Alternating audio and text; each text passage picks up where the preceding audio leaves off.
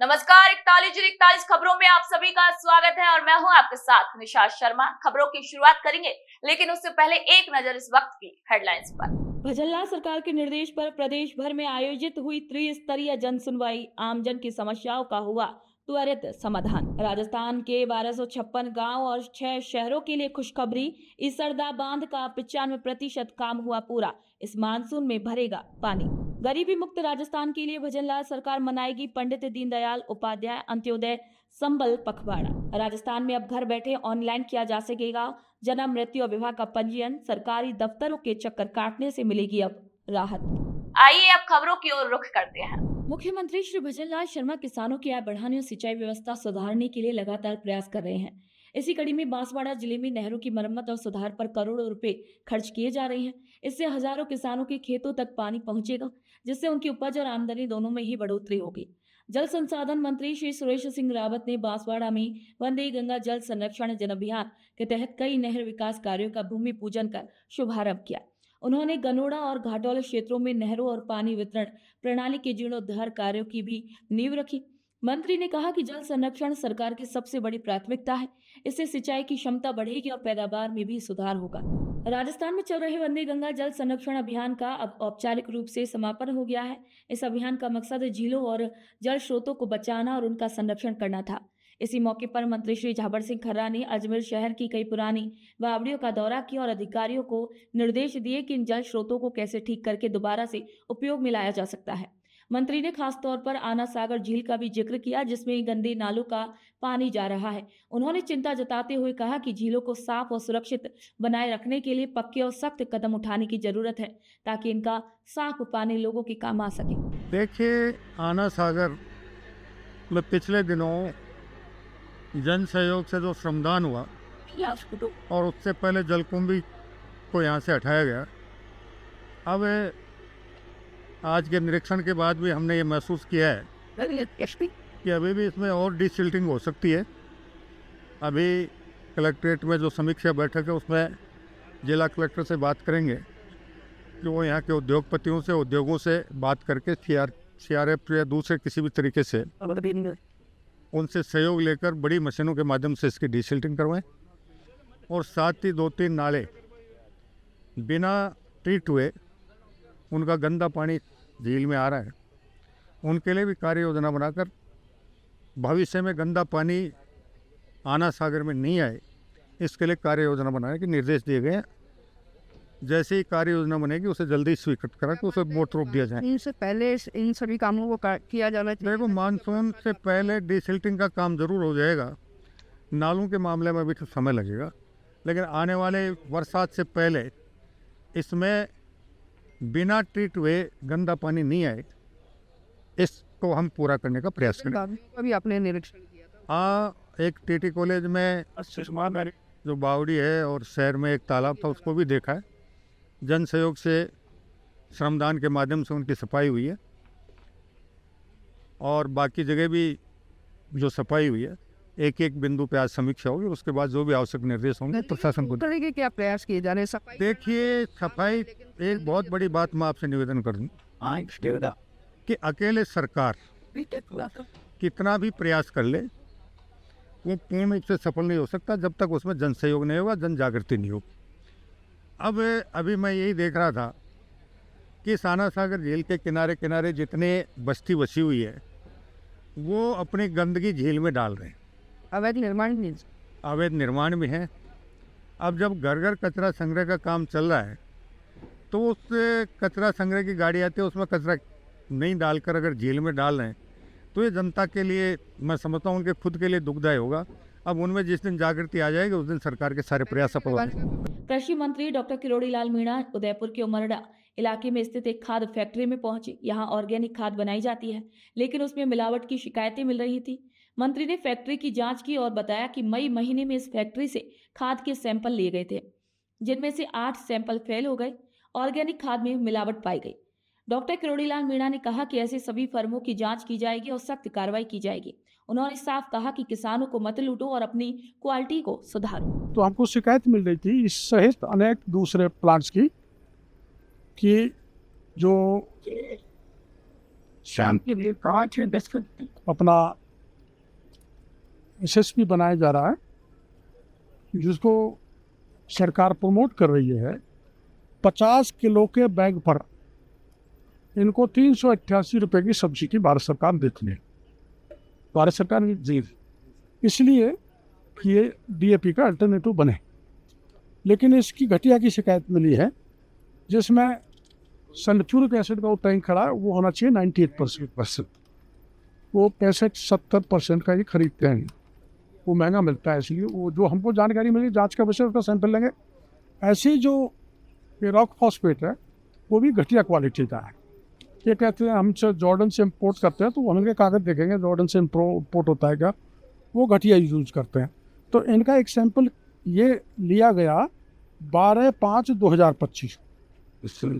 ये मिलना चाहिए था 14.5%, जबकि मिला है 8.11%। ऐसे ही एक लिया गया 14/5/2025 को, जिसमें मिलना चाहिए था 14.5%, मिला है 6.36%। ऐसे ही एक सैंपल लिया गया 30/4/2025 को, मिलना चाहिए था 14.5, मिला है 7.2% में। एक भी ये घटिया है, ये किसान के काम का नहीं है। और ये एक हमारे पास इंफॉर्मेशन है, जिसमें पेरीफ्री में, मतलब यहाँ से जाने के बाद जो सैंपल लिए गए करीबन 632, उसमें 15 इनके अमानक पाए गए। तो अमानक के हिसाब से इनके 30,000 बैग होते हैं। उस 30,000 बैग की सब्सिडी हो गई 1 करोड़। तो हम इनसे ये पूछ रहे हैं कि 30,000 बैग जो कंडम है वो कहाँ है, हमें बता दो, किस किस KVSS पे, किस किस GSS पे। ये इनका जवाब देंगे, क्योंकि गुणवत्ता उनकी प्रॉपर नहीं है। एक ये जो आपने कागज दिया है, 8 सैंपल ये हैं जो अमानक पाए। तो अमानक मीन्स कोई काम का खाद किसान को नहीं दिया जा रहा। हमारा इन सब जो व्यापारी है, खाद तैयार करने वाले, SSP, हमारी कोई दुर्भावना इनके साथ नहीं है। हम कोई व्यापारी के खिलाफ नहीं है। हम तो व्यापार को प्रमोट करने की दृष्टि से सरकार 388 रुपये दे रही है एक बैग पर। हम इनको प्रमोट करना चाहते हैं, हम मजबूत करना चाहते हैं, ताकि हमारे देश का SSP ज़्यादा से ज़्यादा किसानों को बीच में मिले। और DAP का अल्टरनेटिव कई इम्पोर्ट होता है, हमारा DAP इम्पोर्ट होता है ज़्यादातर, और ये अपन इसको खुद का तैयार कर रहे हैं अपने देश में। तो यहाँ भी किसानों के साथ किसी प्रकार का खेल वैसे ही नहीं हो जैसे किशनगढ़ में हुआ था। किशनगढ़ में DAP भी ग्रेन्यूल बनाए, काला रंग कर दिया वो DAP हो गया, वाइट कर दिया वो SSP हो गया, ब्राउन कर दिया वो MOP हो गया।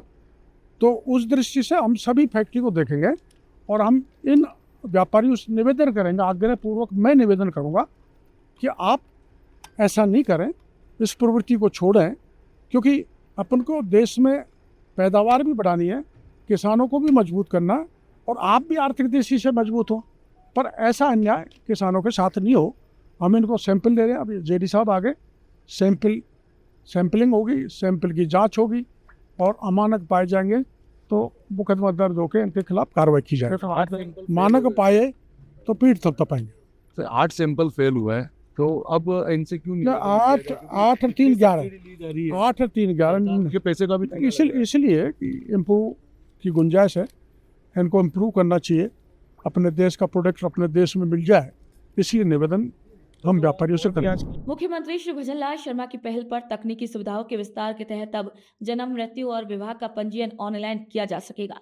इससे आम लोगों को सरकारी दफ्तरों के चक्कर लगाने से राहत मिलेगी और फॉर्म जमा करने में भी होने वाली देरी नहीं होगी। इसी के तहत नदबई पंचायत समिति सभागार में सिविल रजिस्ट्रेशन अभियान के अंतर्गत 1 दिवसीय प्रशिक्षण शिविर का आयोजन किया गया। इसमें आमजन और कर्मचारियों को ऑनलाइन पंजीयन प्रक्रिया की जानकारी दी गई। इसी दौरान लोगों को बताया गया कि वे घर बैठे ही ऑनलाइन आवेदन कर सकते हैं और इससे समय की बचत के साथ साथ सरकारी योजनाओं का भी लाभ आसानी से मिल सकेगा। राजस्थान सरकार के आदेशानुसार सिविल रजिस्ट्रेशन प्रणाली के अंतर्गत आज पंचायत समिति नदबई सभागार में श्रीमान जिला रजिस्ट्रार जन्म मृत्यु एवं संयुक्त निदेशक आर्थिक एवं सांख्यिकी विभाग भरतपुर द्वारा जन्म मृत्यु एवं विवाह पंजीयन का प्रशिक्षण दिया गया। प्रशिक्षण के दौरान जन्म मृत्यु विवाह पंजीयन में नवीन संशोधनों के बारे में अवगत करवाया गया तथा जन्म मृत्यु रजिस्ट्रेशन में आम जन को आने वाली समस्याओं के बारे में विस्तृत चर्चा की गई। इस मौके पर ब्लॉक सांख्यिकी अधिकारी श्री जगदीश शर्मा, समस्त रजिस्ट्रार, उप रजिस्ट्रार एवं निजी चिकित्सालय प्रभारी मौजूद थे। राजस्थान की एक अहम पेयजल परियोजना ईसरदा बांध का 95% निर्माण कार्य पूरा हो चुका है। सवाई माधोपुर के बनेठा में बन रहे इस बांध की इस मानसून में टेस्टिंग की जाएगी।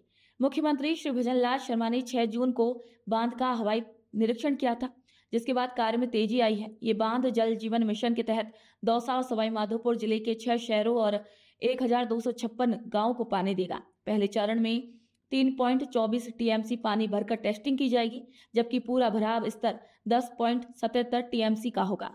ये परियोजना बीसलपुर बांध के अतिरिक्त पानी और बनास नदी के वर्षा जल के प्रबंधन में भी मदद करेगी।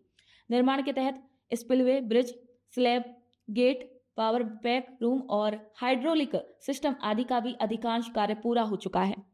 ये बांध रामगढ़ बांध और अन्य क्षेत्रों तक भी पेयजल पहुंचाएगा। बांध का कार्य लगभग हमने 90 से 95% तक कंप्लीट कर लिया है और इस जुलाई में हम लगभग जो काम जितने काम हमें चाहिए इसको भरने के लिए वो हम कंप्लीट कर लेंगे। क्या क्या उपयोगिता इस बांध को लेकर आने वाली? ये उपयोगिता इसका पेयजल की जो समस्या है, जैसे 2 जिले हमारे हैं जो दौसा और सवाई माधोपुर के टोटल 7 गांव 1256 गांव जो हैं उनको हम पेयजल की पानी की आपूर्ति कराएंगे।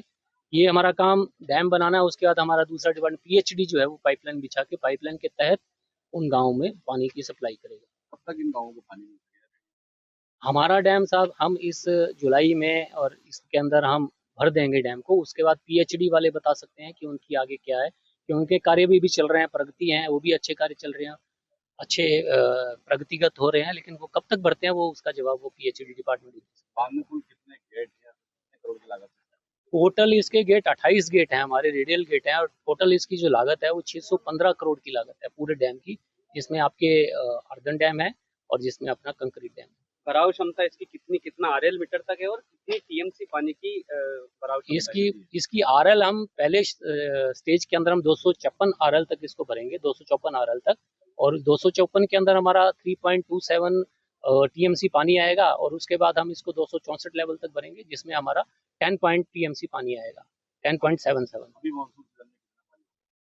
अभी हम तो तैयार हैं इसमें पूरा पानी रोकने के लिए, बाकी वर्षा पे डिपेंड करता है कि वर्षा कितनी होती है, उतनी पानी हम रोक पाएंगे। अभी क्या क्या टेस्टिंग होना बाकी है?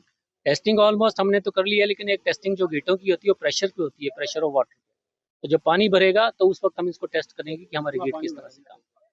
अभी पानी मैंने बताया कि जिस तरह से टोटल वर्षा पे डिपेंड करता है, पर हम तो 254 के लेवल तक हम इसकी तैयारी कर रहे हैं।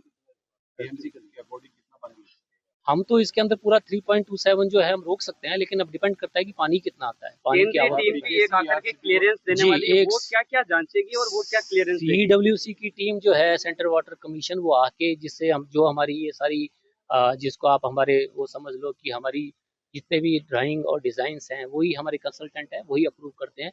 यहाँ के क्या पूरे इंडिया के जितने भी प्रोजेक्ट्स हैं वाटर बॉडीज के, सीडब्ल्यूसी सेंट्रल वाटर कमीशन ही इसका अप्रूवल देती है।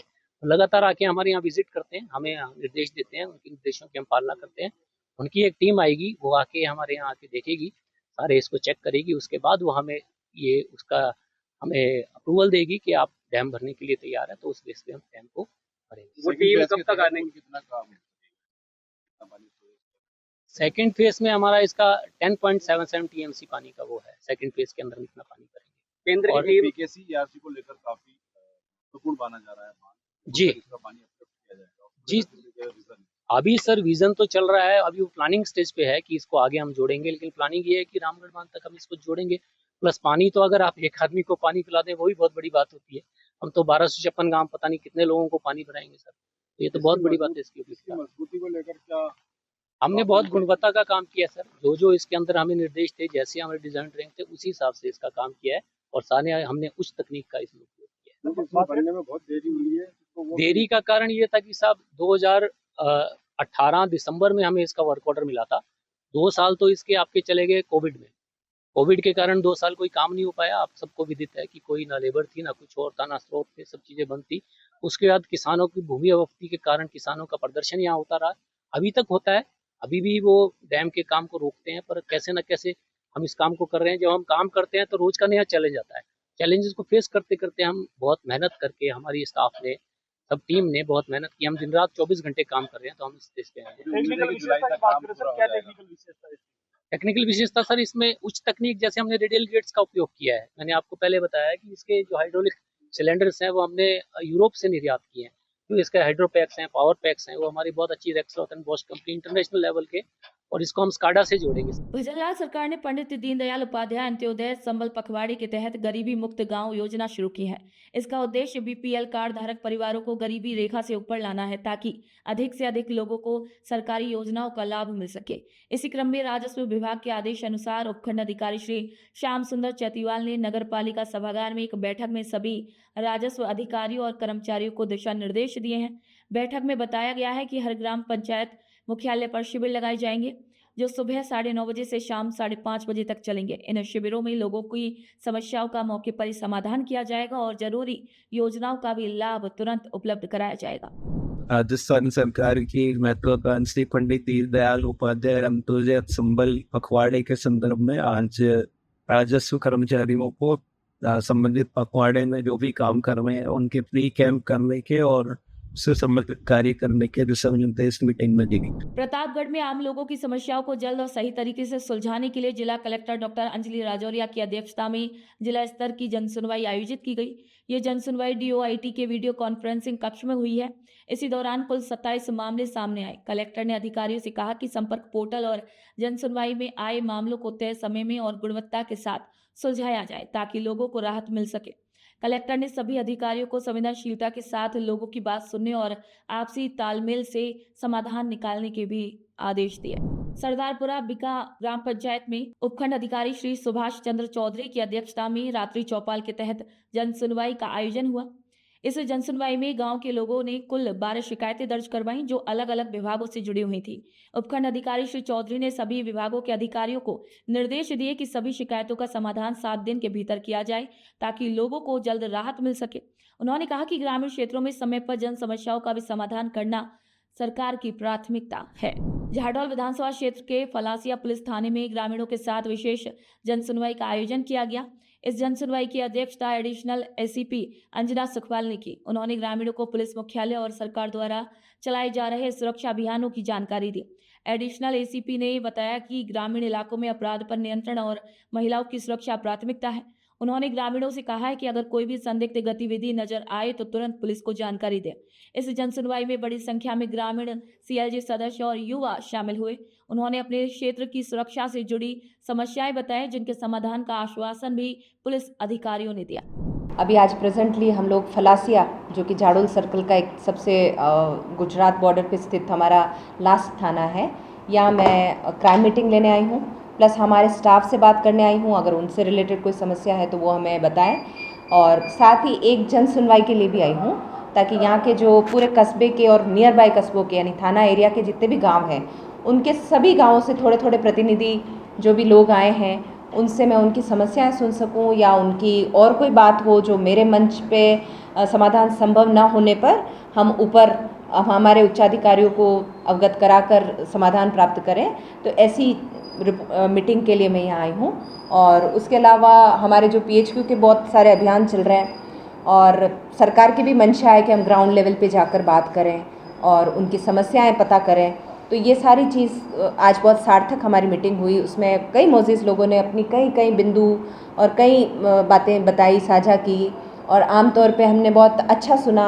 मेरे लिए बड़ी खुशी की बात है कि सब लोगों ने आमतौर पे स्थानीय थाना की कार्यप्रणाली को लेकर संतोष व्यक्त किया, और ट्रैफिक व्यवस्था, क्राइम कंट्रोल आदि को लेकर उन्होंने हमारे सीओ साहब, एसएचओ की तारीफ़ की है। तो मुझे बहुत अच्छा लगा कि एक दूरस्थ थाना होने के बाद यहाँ हम रेगुलर बेसिस पे नहीं आ पाते हैं, फिर भी यहाँ कार्य अच्छा चल रहा है। और सरकार पीएचक्यू की मंशा के अनुसार जो भी नई योजनाएं हैं, हमारी जो नए अभियान हैं पीएचक्यू के पुलिस रिलेटेड, वो सारे यहाँ पे अच्छे से कार्रवाइयाँ हो रही है, और जनता का भी हमें सहयोग मिल रहा है, और साथ ही उनके द्वारा कुछ सुझाव भी दिए गए तो उन पर हम अमल करेंगे।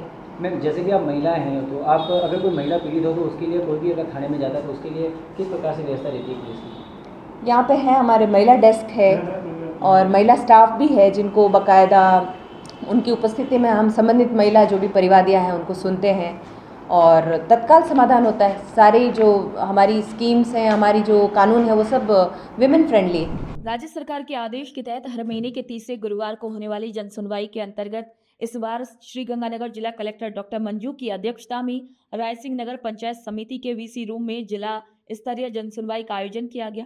इस जन सुनवाई में सभी ब्लॉक स्तर के अधिकारी मौजूद रहे और उन्होंने लोगों की समस्याओं पर जवाब दिए।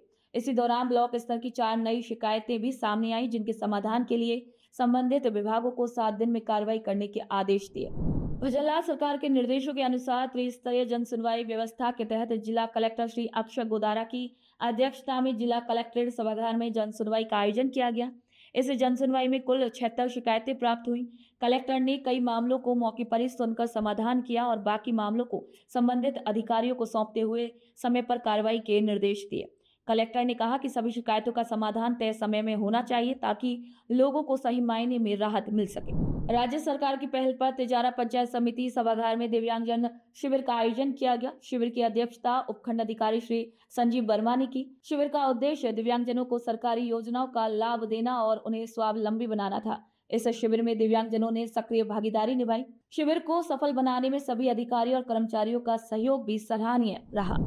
जिला कलेक्टर श्री किशोर कुमार की अध्यक्षता में जिला सचिवालय खैरतल तिजारा के वीसी सभागार में जिला स्तरीय जन सुनवाई का आयोजन हुआ। इस जन सुनवाई में 67 शिकायतें प्राप्त हुई, जिन्हें कलेक्टर ने खुद सुना और संबंधित अधिकारियों को समय पर समाधान करने के निर्देश दिए। कलेक्टर ने कहा कि सभी अधिकारी राजस्थान संपर्क पोर्टल 2.0, मुख्यमंत्री जन सुनवाई प्रकोष्ठ और अन्य माध्यमों से आने वाली शिकायतों का त्वरित और गुणवत्तापूर्ण समाधान करें।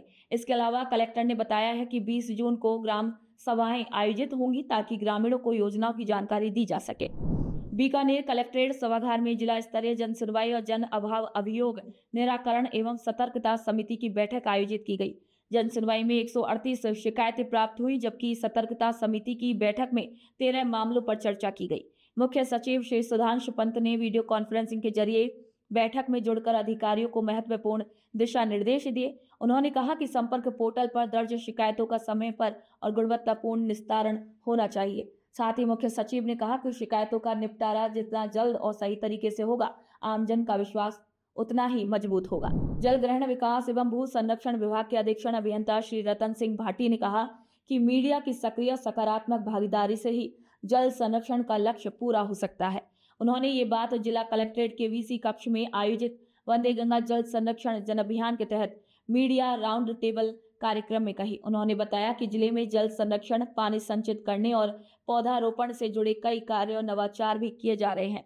उन्होंने मीडिया कर्मियों से अपील की है कि वे जल संरक्षण की जानकारी को अधिक से अधिक लोगों तक पहुंचाएं ताकि हर व्यक्ति इस मुहिम में भागीदार बन सके। फतेहपुर के रामगढ़ कस्बे में नगरपालिका कार्यालय में दिव्यांगजनों के लिए शिविर आयोजित किया गया। ये शिविर राज्य सरकार के निर्देश पर लगाया गया। नगरपालिका ईओ श्री जयकरण गुर्जर ने बताया कि शिविर में जरूरतमंदों को सहायक उपकरण बांटे गए। शिविर में विशेषज्ञ डॉक्टरों ने स्वास्थ्य जांच और परामर्श भी दिया। डीग पंचायत समिति भवन के वीसी कक्ष में जिला कलेक्टर श्री उत्सव कौशल की अध्यक्षता में जिला स्तरीय जन सुनवाई का आयोजन हुआ। इस जन सुनवाई का उद्देश्य लोगों की शिकायतों का समय पर और गुणवत्तापूर्ण समाधान करना था। जिला कलेक्टर ने एक एक व्यक्ति की बात ध्यान से सुनी और संबंधित अधिकारियों से वीडियो कॉन्फ्रेंसिंग के जरिए तथ्यात्मक जानकारी लेकर निस्तारण के भी निर्देश दिए। मुख्य सचिव श्री सुधांशु पंत भी वीडियो कॉन्फ्रेंस के माध्यम से बैठक में जुड़े और सभी जिलों से आए मामलों की समीक्षा करते हुए संवेदनशीलता और गुणवत्ता के साथ समाधान करने के भी निर्देश दिए। अलवर भरतपुर रोड पर प्रस्तावित बाईपास निर्माण को लेकर 2 चरणों में जन सुनवाई हुई। पहला सत्र पंचायत समिति सभागार में और दूसरा सत्र नगर पालिका सभागार में आयोजित किया गया। गांव के लोगों ने अपनी 11 आपत्तियां दर्ज कराईं। प्रत्येक शिकायत को मौके पर ही संबंधित अधिकारियों की मौजूदगी में सुना गया और समाधान के निर्देश दिए गए। जन सुनवाई का मकसद बाईपास निर्माण से प्रभावित लोगों की चिंताओं को दूर करना था। नगर बाईपास जो कि यहाँ के 10 गांवों से प्रस्तावित है, उनके मसलावार जो समस्याएं हैं, आपत्ति है, उसके लिए जन सुनवाई का आयोजन रखा गया है। श्रीमान उपखंड अधिकारी महोदय नगर के निर्देशन में एवं पीडब्ल्यूडी डिपार्टमेंट की तरफ से, जिसमें आप सबकी आपत्ति आमंत्रित की जा रही है। जो भी अपनी आपत्ति दर्ज कराएंगे, उनकी आपत्ति दर्ज करके हम उनके निस्तारण के लिए प्रतिबद्ध प्रयासरत है। ये नगर बाईपास की जो भूमि है उसके आयोजन से और पुनर्वास से संबंधित है, जिसमें 10 गाँवों से गुजर रहा है। उनकी आपत्तियां लेके हम आगे उनको भेजेंगे और उनका निस्तारण करने का ज़्यादा से ज़्यादा प्रयास करवाएंगे। इससे रिलेटेड जो भी प्रक्रिया है वो सबको कर ली गई है और आगे इसके ऑपरेशन से रिलेटेड प्रयास करेंगे। अगर इसमें कोई भी आपत्ति हो और कुछ भी हो, इसके बाकायदा उनका दस्तावेजीकरण कर, इनके साक्ष्य लेकर, उनसे समस्याएं लेकर और उनकी आपत्ति को सुनकर उनकी आपत्ति के निस्तारण के लिए हम समाधान प्रयास। धन्यवाद। ग्राम पंचायत मुंडोती में कृषि विभाग की ओर से किसान संगोष्ठी का आयोजन हुआ। इसी मौके पर कृषि पर्यवेक्षक श्री अशोक अंदाना ने किसानों को मुख्यमंत्री जल स्वावलंबन अभियान के तहत जल संरक्षण, पुराने कुओं के रिचार्ज और माइक्रो सिंचाई जैसी तकनीकों के बारे में जानकारी दी। उन्होंने बताया कि सरकार किसानों को तारबंदी, फार्म पॉन्ड, सिंचाई पाइपलाइन और कृषि यंत्रों के लिए अनुदान दे रही है, जिससे किसानों को खेती में सहूलियत और आत्मनिर्भरता मिलेगी। संगोष्ठी में ये भी बताया गया कि पंचायत समिति नगर क्षेत्र में किसानों को 1.5 किलो बाजरे का बीज किट निःशुल्क भी बांटा जा रहा है। इन योजनाओं का लाभ लेने के लिए किसान के पास कम से कम 5 हेक्टेयर जमीन होनी चाहिए। अलवर ग्रामीण विधानसभा क्षेत्र के मालाखेड़ा बस स्टैंड पर वंदे गंगा जल संरक्षण जन अभियान के तहत जलदाय विभाग ने ठंडे पानी की प्याऊ लगाई। इसी दौरान लोगों को जल संरक्षण, स्वच्छता, प्लास्टिक का उपयोग नहीं करने के लिए जागरूक किया गया। राजस्थान सरकार की ओर से चल रहे इस अभियान के तहत हर ग्राम पंचायत में 15 दिन तक रोज अलग अलग कार्यक्रम हो रहे हैं, जिनमें आमजन को पानी बचाने और पर्यावरण को साफ रखने का संदेश दिया जा रहा है। जलदाय विभाग के सहायक अभियंता श्री हितेश कुमार चंदानी ने बताया कि आगे चलकर पौधारोपण जैसे कार्यक्रम भी किए जाएंगे ताकि पर्यावरण को और भी बेहतर बनाया जा सके। आज मालाखेड़ा उपखंड स्तर पर जलदाय विभाग के द्वारा वंदे गंगा जल संरक्षण अभियान के तहत इसके अंतर्गत हमारे एक स्टूडेंट रिलीफ सोसाइटी और UNOPS United Nation of project support का सहयोग रहा। आज हमने बस स्टैंड पर निःशुल्क प्याऊ का से जल का वितरण किया। वहाँ हमने प्लास्टिक ग्लासों का यूज नहीं किया, पूरी तरह जो अपने कागज के ग्लासेस होते हैं उनको उपयोग किया और निःशुल्क पेयजल वितरण के बाद जो भी वेस्टेज था उसको हमने एक जगह इकट्ठा करके डंप किया और ये प्रोग्राम पूरे अलवर के अंदर चल रहे हैं। विभाग द्वारा जो निर्देश प्राप्त हो रहे हैं उसके अकॉर्डिंग हम कार्य कर रहे हैं और अगला हमारा जो इसके अंदर रहेगा कार्यक्रम वो पेड़ वगैरह लगाने का रहेगा, वो भी हम फिक्स करके लगवाएंगे। राज्य सरकार के वंदे गंगा जल संरक्षण अभियान के तहत वन विभाग पर्वतसर ने नसरी खुंडियास में एक जागरूकता कार्यक्रम आयोजित किया। कार्यक्रम में मुख्य वन संरक्षक शैलजा देवल ने लोगों को घर की बूंद घर में, खेत की बूंद खेत में, गांव की बूंद गांव में इसका महत्व समझाया। उन्होंने बताया कि जल बचाने में महिलाओं की भूमिका पुरुषों से अधिक है और गांव में आज भी जल स्रोतों की पूजा की परंपरा है, जिसे हमें बनाए रखना चाहिए। उन्होंने बताया कि जल का संचय और सही उपयोग जरूरी है। कार्यक्रम में वर्षा ऋतु में अधिक से अधिक पौधे लगाने और जल संरक्षण में भागीदारी निभाने का भी संकल्प दिलाया गया। भजनलाल सरकार द्वारा सरवाड़ के बल्लू बाग में बनाए गए गांधी उद्यान में आम लोगों की सेहत और फिटनेस के लिए वरदान का काम किया है। नगर पालिका सरवाड़ द्वारा बनाए गए इस बाग में सुबह शाम टहलने, जॉगिंग और सामूहिक व्यायाम करने वालों की भीड़ रहती है। यहाँ देश विदेश से आने वाले पर्यटक भी सुंदरता देखने आते हैं और नवविवाहित जोड़े यहाँ फोटो शूट के लिए पहुंचते हैं। मुख्यमंत्री श्री भजनलाल शर्मा के निर्देश पर नगर पालिका ने शहर के बीचों बीच 35 बीघा जमीन में ये बाग विकसित किया है। हाल ही में पार्क में तिरंगा लाइट और आकर्षक विद्युत सजावट की गई है, जिससे इसकी सुंदरता और भी अधिक बढ़ गई है। स्थानीय लोगों ने सरकार का धन्यवाद जताते हुए कहा कि ये बाग न केवल शारीरिक स्वास्थ्य के लिए फायदेमंद है, बल्कि इससे मानसिक तनाव भी कम होता है। जिला मुख्यालय के IT सेंटर में जिला स्तरीय जनसुनवाई का आयोजन किया गया। इसमें ग्रामीण और शहरी क्षेत्रों से आए लोगों ने सड़क, पानी, बिजली जैसी समस्याओं को लेकर आवेदन दिए हैं और समाधान की मांग की। जिला कलेक्टर श्री अभिषेक सुराणा ने सभी समस्याएं गंभीरता से सुनी और कहा कि इनका शीघ्र समाधान भी कराया जाएगा। जिला स्तरीय जन सुनवाई में हमारे मुख्य बिजली, पानी, हमारे अर्बन एरियाज और रेवेन्यू संबंधित मसले हैं और ऐसी समस्याएं जो ब्लॉक लेवल, ग्राम स्तर पे संपर्क पे नहीं डिस्पोज होती है, उस तरह की जो कॉम्प्लिकेटेड मैटर्स है वो आते हैं। हमारा प्रयास रहता है कि उन कॉम्प्लिकेटेड मैटर्स को कैसे एक एक करके धीरे धीरे सुलझाया जाए। तो इसी क्रम में आज की भी जन सुनवाई हुई है, जिसमें अभी तक 18 लगभग प्रकरण आए हैं और 18 प्रकरणों में से लगभग 6 प्रकरण ऐसे थे जो हाथों हाथ डिस्पोज भी हुए और अभी जन सुनवाई क्योंकि चली रही है और भी लोग हैं, हम प्रयास करेंगे कि और अधिक से अधिक प्रकरणों का तत्काल। राज्य सरकार की जन सुनवाई व्यवस्था में भीलवाड़ा जिला पूरे राजस्थान में पहले स्थान पर रहा है।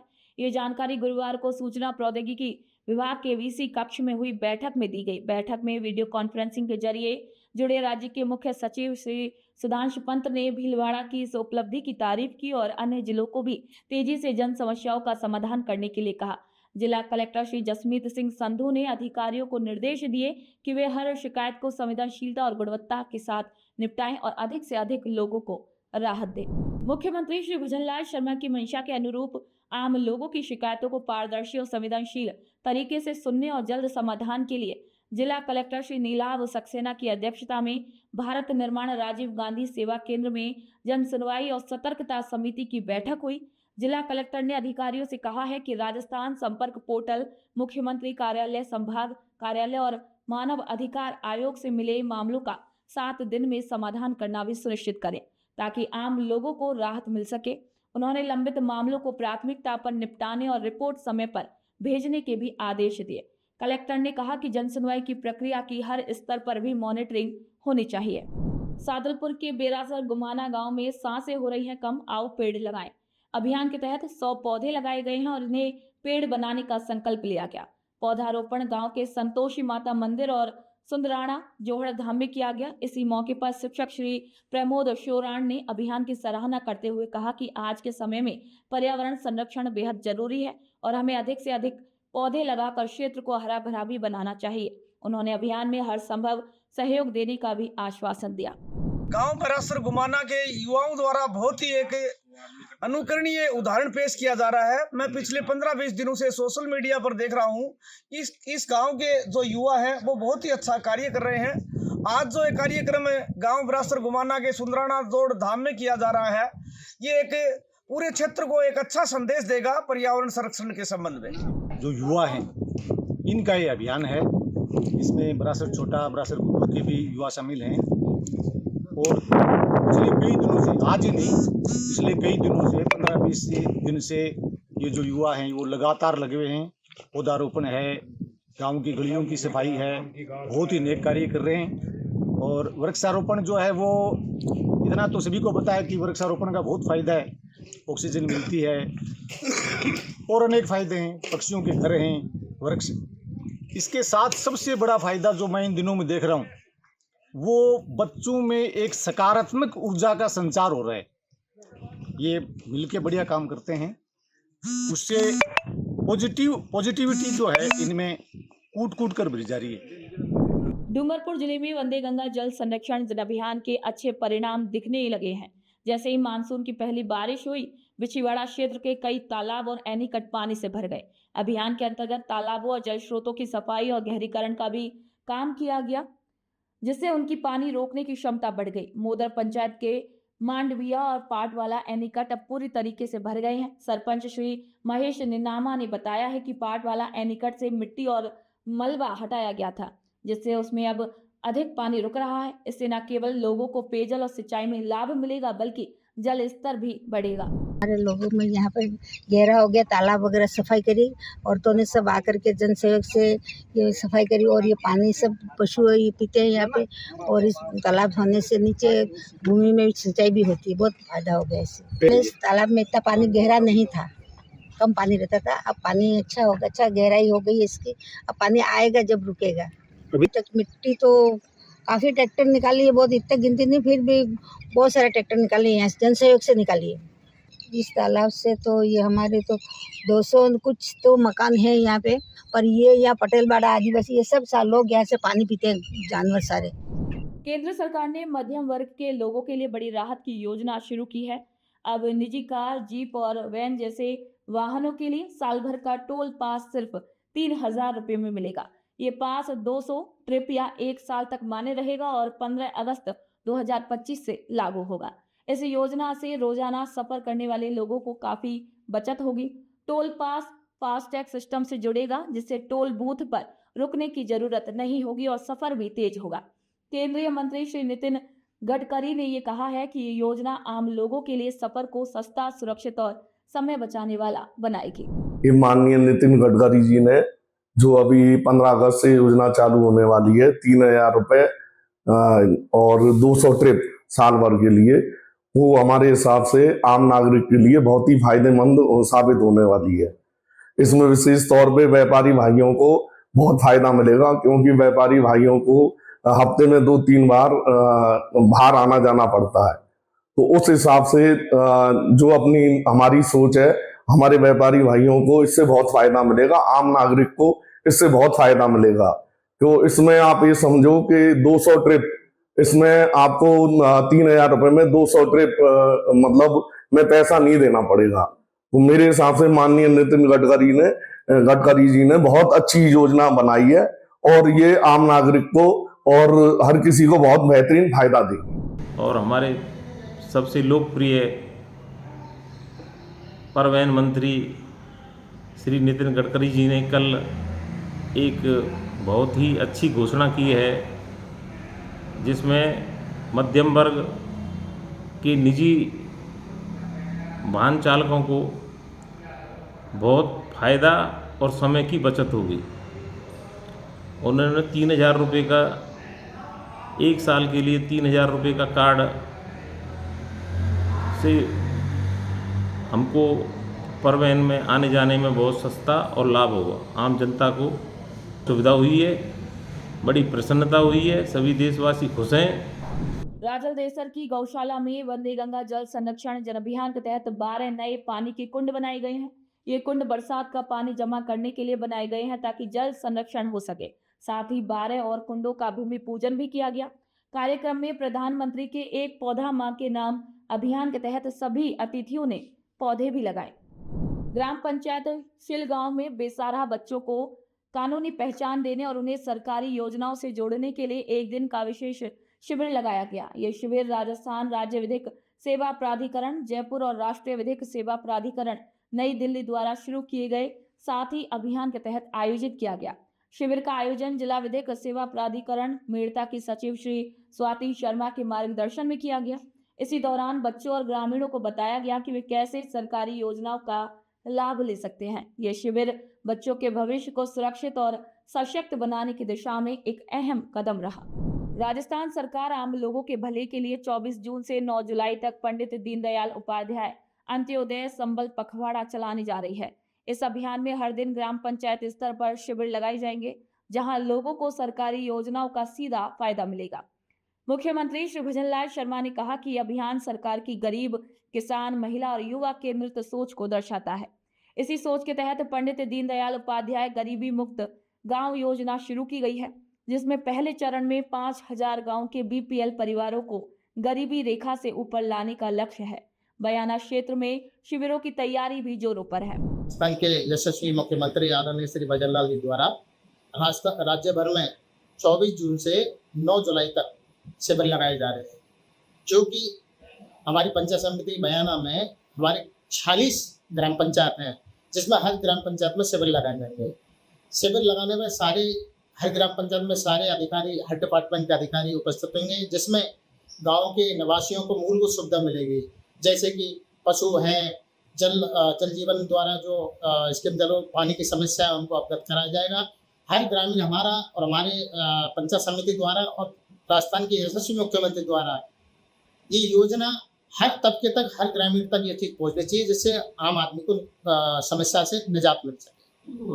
बोलो। सरकार की, हमारे राजस्थान के मुख्यमंत्री की जितनी भी योजना चलाई जा रही है, सरकार की भी यही मंशा है और हमारे पंचायत समिति और मेरी तरफ से भी यही मंशा है कि हर आदमी को इनका लाभ मिल सके। भजनलाल सरकार की मासिक जन सुनवाई योजना आम लोगों की समस्याएं जल्द सुलझाने में मदद कर रही है। उदयपुर जिले के फतेहपुर निवासी श्री ज्ञान प्रकाश सोनी की एक समस्या का त्वरित समाधान इसका अच्छा उदाहरण है। उनकी जमीन से 11 केवी बिजली लाइन गुजर रही थी। वे चाहते थे कि ये लाइन सड़क की ओर शिफ्ट हो जाए। इसके लिए उन्होंने 15 मई 2025 को जिला जन सुनवाई में कलेक्टर श्री नमित मेहता को अपनी बात बताई। जिला कलेक्टर ने तुरंत अधिकारियों को मौके पर भेजा। उसी शाम बिजली विभाग के इंजीनियर और तहसीलदार वहां पहुंचे। नतीजा ये हुआ कि 16 मई को बिजली लाइन शिफ्ट कर दी गई। तेजी से समस्या का समाधान होने पर श्री ज्ञान प्रकाश ने मुख्यमंत्री श्री भजनलाल शर्मा को पत्र लिखकर सरकार और प्रशासन का धन्यवाद किया। और मेरे इसवाल में एक खेत है, उसमें 11 केवी की लाइन जा रही थी और तंबे उस पर झुके हुए थे, खतरा था। तो मैंने अजमेर विद्युत निगम में एक प्रार्थना पत्र दिया कि मेरा ये लाइन हटाई जाए और इसके बजाय दूसरे साइड का रास्ता है वहाँ से निकल सकती है, वो मैंने नक्शा दे दिया उनको। तो वहाँ से मुझे करीब 39,000 रुपये का मांग पत्र मिला, वो मैंने जमा करा दिया।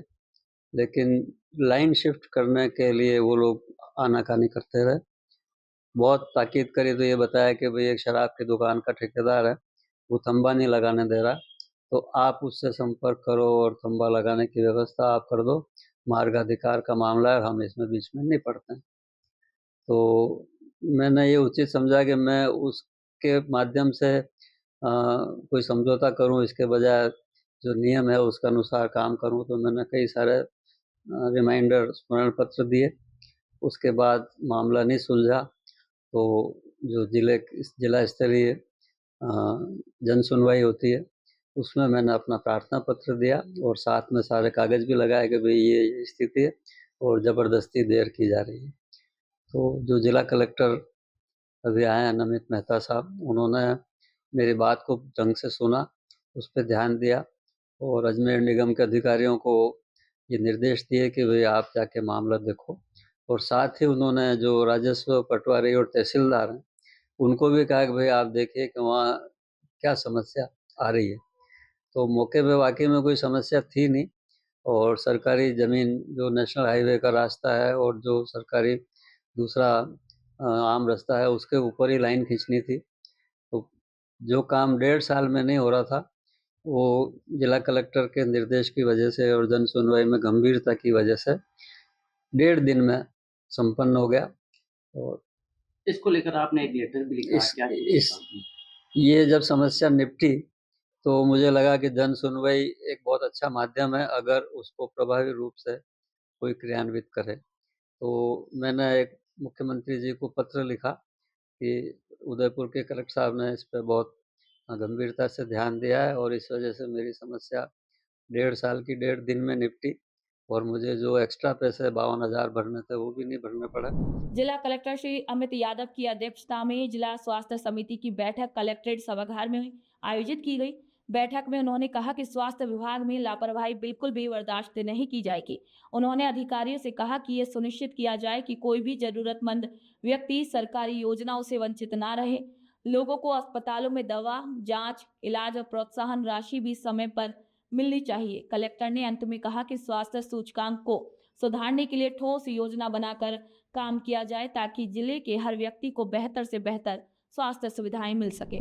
मैं आपको बताना चाहूँगा, जिस तरीके से आपको पता ही है कि कल 18 जून को शाम 4 बजे माननीय कलेक्टर साहब की अध्यक्षता में जिला स्वास्थ्य समिति की बैठक आयोजित करी गई थी, जिसके काफ़ी सारे मुख्य बिंदु थे, जिसमें सर्वप्रथम तो इम्यूनाइजेशन और वैक्सीनेशन की प्रगति को लेकर चर्चा हुई। कलेक्टर साहब ने निर्देश दिए कि ज़्यादा से ज़्यादा ये सुविधाएं आम जनता तक पहुंचाई जाएं। इसके बाद में गर्मी लू तापकात चल रहा था, उसको लेकर निर्देश दिए कि अस्पतालों की व्यवस्था ठीक रखें। अब गर्मी थोड़ी सी कम हो गई है, बरसातें आ गई हैं। इसके साथ RSY और GSY के भुगतानों को लेकर कलेक्टर साहब के द्वारा निर्देश दिए गए। इसके साथ NHM निर्माण शाखा को ये निर्देश दिए गए कि 15 फाइनेंस और PM अभियान के अंतर्गत जो भी निर्माण कार्य होने हैं उनकी प्रगति अच्छे तरीके से काम हो और समय रहते वो सारे काम करवाए जाएं। इसके साथ ही माँ योजना के अंतर्गत हमारे सरकारी अस्पतालों में कितने पैकेजेस बुक हो रहे हैं, कितने क्लेम एक्सेप्ट हो रहे हैं, कितने रिजेक्ट हो रहे हैं, इसकी भी जानकारी ली गई।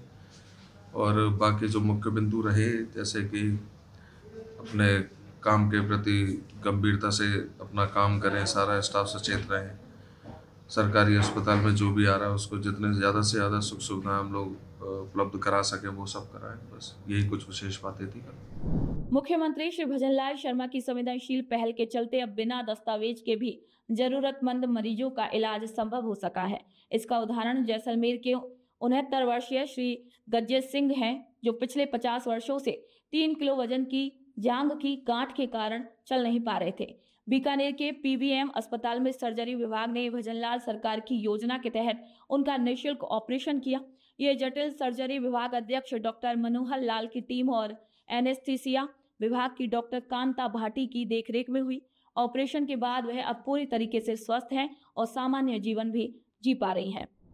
जो पेशेंट गज्जेत सिंह है वो करीब 50 साल से उस गांठ को लेके पैर के अंदर बड़ी गांठ थी, करीब 36 सेंटीमीटर लेंथ थी उसकी, जो कि अभी सामान्य गांठ से अब वो सार्कोमा जो कि एक प्रकार का कैंसर होता है उसमें तब्दील हो गई थी, और समय रहते अगर इलाज नहीं किया जाता तो हो सकता है ये जानलेवा साबित हो जाती। मरीज़ को काफ़ी समझाया, लेकिन किसी योजना में नहीं आने के अंतर्गत ये काफ़ी जगह भटक रहे थे। और हमारे यहाँ पे जब इन्होंने संपर्क किया तो हमने इनको ये बताया कि माननीय मुख्यमंत्री जी के आदेश हैं और हमारे हेल्थ मिनिस्टर साहब के भी आदेश हैं, किसी भी प्रकार का व्यक्ति, किसी भी प्रकार का मरीज़ जिसके पास कोई कागजात नहीं हो तो कागज़ों की नहीं होने की अवस्था में भी उसका इलाज ज़रूर मिलना चाहिए। तो उसी को ध्यान में रखते हुए हमने इस मरीज़ को बुक किया और बिना योजना के भी इसका इलाज संपूर्णतया मुफ्त इलाज किया गया है। योजनाओं की तरह ही इसका पूरा इलाज हुआ और मंगलवार को इसका ऑपरेशन प्लान करके करीब 2-2.5 घंटे में लगे, क्योंकि ये मेन जो ब्लड सप्लाई करने वाली लाइन होती है उनके ऊपर था ट्यूमर और उनसे सेपरेट करके इसको निकालना बड़ा ही मुश्किल काम था, परंतु अंत में मरीज़ जो है बिल्कुल स्वस्थ है और चल फिर रहा है, तो अभी डिस्चार्ज के लायक है पेशेंट। झुंझुनू जिले के मटाना गांव में तहसील प्रशासन ने बड़ी कार्रवाई करते हुए अतिक्रमण हटाकर बंद रास्ते को फिर से खोल दिया। ये रास्ता मटाना से केहरपुरा कला की ओर जाता है और काफी समय से कुछ लोगों ने इस पर कब्जा कर रखा था, जिससे ग्रामीणों को स्कूल, खेत और अस्पताल जाने में दिक्कत हो रही थी। ग्रामीणों ने तहसीलदार कार्यालय में इसकी शिकायत की थी। शिकायत मिलने के बाद प्रशासन ने राजस्व विभाग की टीम को गिरदावर श्री राकेश बोगालिया के नेतृत्व में मौके पर भेजा। टीम ने रास्ता खोलो अभियान के तहत अतिक्रमण हटाकर रास्ता साफ करवाया। रास्ता खुलने पर ग्रामीणों ने राहत की सांस ली और प्रशासन का धन्यवाद किया।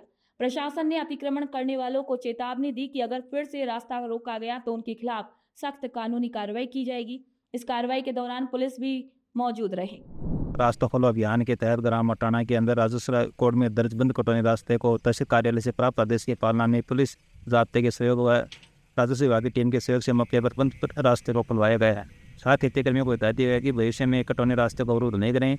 यदि कटौनी रास्ते को अवरुद्ध किया जाता है तो भू राजस्व अधिनियम 1957 की धारा 91 की धारा 96 के तहत कार्यवाही अमल में लाई जाएगी। फल जाने वाले रास्ते से काफी संख्या में लोग लाभान्वित होने वाले हैं। उपखंड मुख्यालय पर वंदे गंगा जल संरक्षण जन अभियान का समापन एक भव्य समारोह के साथ हुआ। यह अभियान आम लोगों के लिए बेहद फायदेमंद साबित हुआ। इसके तहत पुराने जल स्रोतों का सुधार और संरक्षण भी किया गया और लाखों लोगों ने इसमें भाग लिया। समारोह में उपखंड अधिकारी समेत अन्य अतिथियों ने भी जल और पर्यावरण संरक्षण पर अपने विचार रखे। वंदे गंगा जल संरक्षण जन अभियान का कार्यक्रम हमारे राजस्थान सरकार द्वारा 5 जून को शुरुआत किया था। हम सब लोगों ने बहुत बड़े धूमधाम से इस कार्यक्रम को बनाया। जल को बचाना है, जल का क्या महत्व है, ये सारी बातें हमने हमारी आम जनता पंचायत स्तर तक हमने लोगों के बीच में जाकर इसको बताया है और आज इसका हमारा समापन है। समापन भी बहुत धूम धड़ाके से हो रहा है। हमने मैराथन दौड़ के माध्यम से पूरे खेरवाड़ा कस्बे में जुलूस बैंड के साथ में निकाला है और यहाँ पर हम गोदावरी धाम पर आकर इसका वंदे गंगा जल जन अभियान का समापन कर रहे हैं। जल है तो जीवन है, जल है तो कल है, इस प्रकार का मैसेज हमने हमारी खेरवाड़ा विधानसभा की जनता को दिया है और इसका हमारा हर व्यक्ति पालन करेगा। इसके साथ साथ सफाई अभियान का भी हमने ध्यान रखा है और 1 वर्ष माँ के नाम पे लगाने का भी हमने हर व्यक्ति को बताया है और जहाँ जहाँ पर हमारी सभा हुई वहाँ हमने सबको संकल्प दिलाया, स्लोगन दिलाए, हर व्यक्ति एक पौधा लगेगा।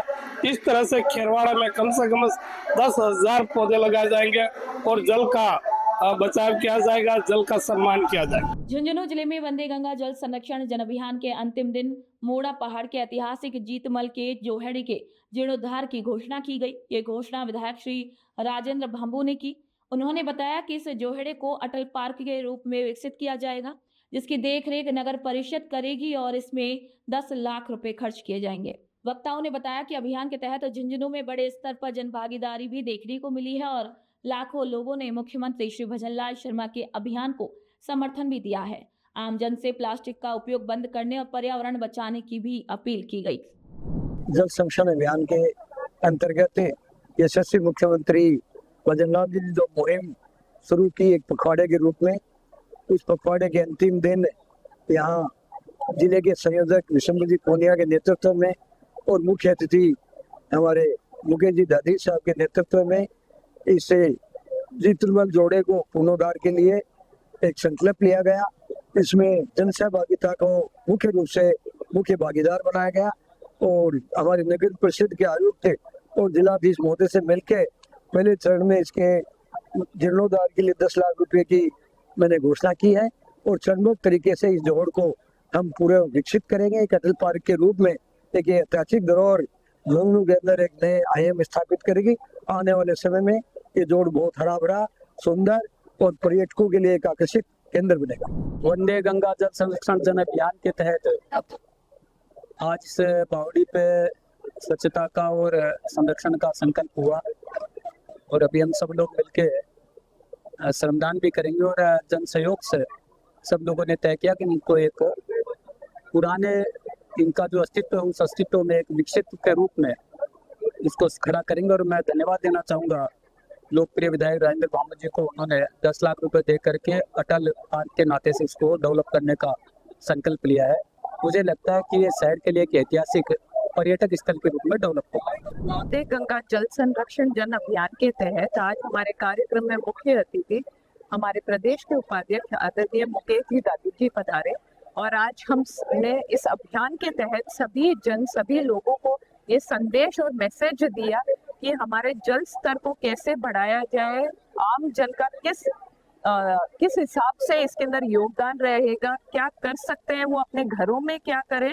और जैसे हम यहाँ कि कचरा न फैलाएं, मेन जो है जलाशय जो है हमारे वो आज रुके हुए बंद है, तो वो इसी कारणों से है कि कचरा बहुत फैला हुआ है। तो प्लास्टिक को कम्प्लीटली नेग्लेक्ट करें, जीरो करें, यूज ना करें और इसी प्रकार का संदेश आज के कार्यक्रम में दिया गया। खेतड़ी के उपजिला अजीत अस्पताल में बारिश के साथ ही पौधारोपण अभियान की शुरुआत की गई। अस्पताल परिसर में पीएमओ डॉक्टर अक्षय कुमार शर्मा ने खुद पौधा लगाकर उसे पानी दिया और उसकी देखभाल का संकल्प लिया। डॉक्टर शर्मा ने अस्पताल के सभी कर्मचारियों को वंदे गंगा जल संरक्षण जन अभियान और हरियालो राजस्थान अभियान के तहत पर्यावरण और जल संरक्षण की शपथ दिलाई। उन्होंने कहा कि कोरोना काल में तुलसी जैसे पौधों से लोगों को बेहद मदद मिली और पेड़ पौधे हमें जीवनदायिनी ऑक्सीजन भी देते हैं।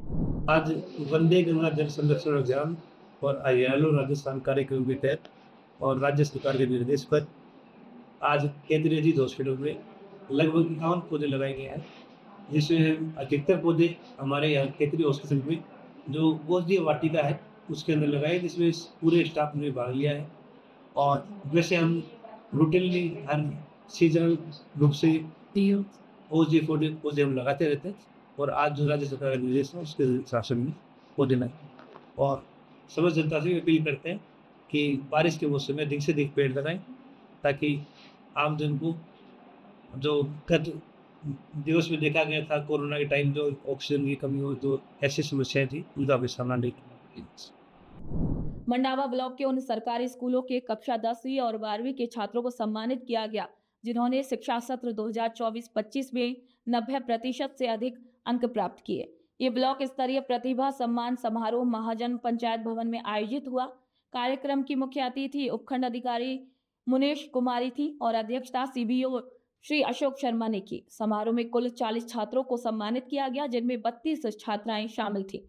साथ ही अच्छे काम करने वाले संस्था प्रधानों और भामाशाहों का भी सम्मान किया गया। सभी को प्रशंसा पत्र और माला पहनाकर सम्मानित किया गया। समारोह में छात्राओं ने सांस्कृतिक प्रस्तुतियां भी दी और अतिथियों का पारंपरिक तरीके से स्वागत भी किया गया। विभाग बालिका शिक्षा के लिए सभी के शिक्षा के लिए प्रतिबद्ध है और उसी कड़ी में आगे बढ़ते हुए आज हमने मंडावा ब्लॉक में जो टॉपर्स है 90% से ऊपर रह करके आने वाले बच्चे हैं उनके मान सम्मान अभिनंदन का कार्यक्रम किया। मेरे गर्व की बात है कि लगभग 40 बच्चे 90% से ऊपर आए, उन 40 में भी 32 बच्चियाँ हैं, छात्राएँ हैं। ये हम सब के लिए मान और अभिमान की बात है कि बालिकाएँ बहुत तेज गति से आगे बढ़ रही है, तो जिंदगी है उनको तोड़ रही है, अपने माँ बाप का नाम रोशन कर रही है। मैंने ब्लॉक के अधिकारियों से बात की कि ऐसे सामूहिक कार्यक्रम किए जाएँ, तो पहली बार एक नवाचार करते हुए मंडावा ब्लॉक में तमाम राजकीय विद्यालय के जो प्रतिभाशाली विद्यार्थी है उन्हें अपने अभिभावक के साथ, अपने संस्था प्रधान के साथ बुला करके यहाँ सामूहिक रूप से सम्मानित किया गया। सारे बच्चे सारी बच्चियाँ खिलखिला रही है, प्रसन्न है, उनके चेहरों की रौनक है, कुछ ना कुछ बनने का लक्ष्य लेकर के यहाँ से गए हैं। आशा है मिलावा ब्लॉक में हम ऐसे ही कार्यक्रम और भी करते रहेंगे। आप सब श्रोताओं को बहुत बहुत धन्यवाद। जोधपुर में आयोजित एक विशेष शिविर में 964 पाक विस्थापितों को भारतीय नागरिकता के प्रमाण पत्र दिए गए। ये शिविर डॉक्टर SN मेडिकल कॉलेज के सभागार में हुआ, जिसमें जनगणना कार्य निदेशालय के निदेशक श्री विष्णु चरण मलिक ने नागरिकता प्रमाण पत्र वितरित किए। जैसे ही लोगों को नागरिकता मिली, उनके चेहरे पर खुशी और आंखों में आंसू थे। वर्षों का इंतजार खत्म हुआ और अब उन्हें भारत का नागरिक बनने पर गर्व महसूस हो रहा है। श्री मलिक ने कहा कि ये केवल एक कागज नहीं, आपकी नई पहचान है। जिला कलेक्टर श्री गौरव अग्रवाल ने कहा कि ये सिर्फ 964 प्रमाण पत्र नहीं, बल्कि 964 कहानियां हैं संघर्ष और हिम्मत की। उन्होंने सभी से संविधान के अनुसार अपने कर्तव्यों को निभाने की भी अपील की। मुख्य सचिव श्री सुधांशु पंत ने वीडियो कॉन्फ्रेंसिंग के जरिए जिलों के कलेक्टरों को निर्देश दिए कि जनसुनवाई में आई शिकायतों का जल्द और संतोषजनक समाधान किया जाए। उन्होंने खास तौर पर 6 महीने से अधिक पुराने मामलों को जल्द निपटाने और शिकायतकर्ताओं की संतुष्टि सुनिश्चित करने पर जोर दिया। श्री पंत ने कहा कि सभी शिकायतें संपर्क पोर्टल पर दर्ज हों और उनका गुणवत्ता के साथ निस्तारण भी हो। कोटा में जिला स्तरीय जनसुनवाई के दौरान कलेक्टर डॉक्टर रविंद्र गोस्वामी ने 138 मामलों की खुद सुनवाई की। इनमें अतिक्रमण, जल निकासी, सफाई, बिजली, पानी जैसी समस्याएं प्रमुख थी। चिरंजीवी योजना से जुड़े एक केस में उन्होंने ऑनलाइन जांच कर तुरंत समाधान के भी आदेश दिए। जिला कलेक्ट्रेट के मीटिंग हॉल में जनसुनवाई और सतर्कता समिति की बैठक हुई, जिसकी अध्यक्षता जिला कलेक्टर डॉक्टर महेंद्र खड़गावत ने की। इसी दौरान जिले के 115 लोगों ने अपनी समस्याएं रखी। कलेक्टर ने कई मामलों पर तुरंत कार्रवाई के भी आदेश दिए। वहीं एक वृद्ध महिला की समस्याओं पर संवेदनशीलता दिखाते हुए तत्काल सहायता भी दी गई और जरूरी प्रमाण पत्र भी बनवाने की प्रक्रिया शुरू की गई। उनके बच्चों को पालनहार योजना से जोड़ने के निर्देश दिए गए। वहीं डॉक्टर खड़गावत ने सभी अधिकारियों को निर्देश दिए कि लोगों की शिकायतों को प्राथमिकता से निपटाया जाए और गंभीर मामलों में खुद भी पहल की जाए। बैठक में कई वरिष्ठ अधिकारी भी मौजूद रहे। 41 जिले 41 खबरों में आज के लिए इतना ही। फिर आप सभी से मुलाकात होगी नई खबर, नई जानकारी के साथ। तब तक के लिए नमस्कार।